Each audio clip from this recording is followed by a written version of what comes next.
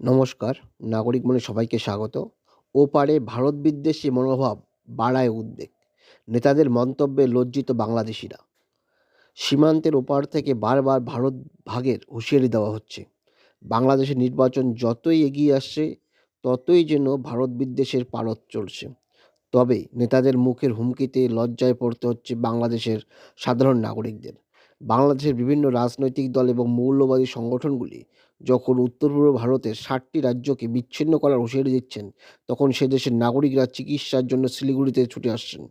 বাংলাদেশের যুব নেতাদের বক্তব্যে শিলিগুড়িতে চিকিৎসা পরিষেবা নিতে সে দেশের নাগরিকরা যে লজ্জিত তা স্বীকার করেছেন আনিসুর রহমান, ফতেমা বেগমরা। বুধবার শিলিগুড়িতে পাকুড়তলা মোড়ের কাছে একটি নার্সিংহোমে চিকিৎসার জন্য এসেছিলেন বাংলাদেশের দিনাজপুরের দম্পতি আনিসুর ও ফতিমা। ফুলবাড়ী সীমান্ত হয়ে ৪ দিন আগে তারা শিলিগুড়িতে এসেছেন। এর মাঝে বাংলাদেশের ছাত্র যুব নেতাদের ভারতবিদ্বেষী বক্তব্য হামেশাই সোশ্যাল মিডিয়াতে তারা শুনেছেন। এদিন নার্সিংহোমের বাইরে একটি চায়ের দোকানের সামনে ওই দম্পতি দাঁড়িয়েছিলেন।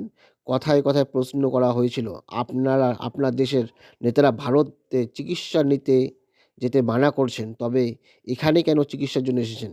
উত্তরে আনিসুর বলেন, দেশের নতুন প্রজন্মের নেতাদের ভারত বিদ্বেষী মনোভাবের জন্য সাধারণ মানুষকে দুর্ভোগের মধ্যে পড়তে হচ্ছে। দেশের চিকিৎসার মান খুবই খারাপ, তাই চিকিৎসার জন্য শিলিগুড়িতে এসেছি। এর আগেও এসেছিলাম। কিছু নেতার বক্তব্যের জন্য আমরা লজ্জিত। ভারতে আসা বন্ধ হয়ে গেলে চরম বিপদে পড়ব। আনিসুরের স্ত্রী পাশে দাঁড়িয়ে সব কিছু শুনছিলেন। ফতিমা বলেন, দেশের চিকিৎসকদের উপর ভরসা নেই। আমার মতো অনেকেই এদেশে আসে, কিন্তু আগামীতে ভারত সরকার কতটা ভিসা দেবে তা নিয়ে সন্দেহ আছে। আমাদের দেশের প্রচুর নাগরিক শিলিগুড়িতে চিকিৎসার জন্য রয়েছেন। অনেক ছেলে মেয়ে এখানকার স্কুলে পড়াশোনা করছে।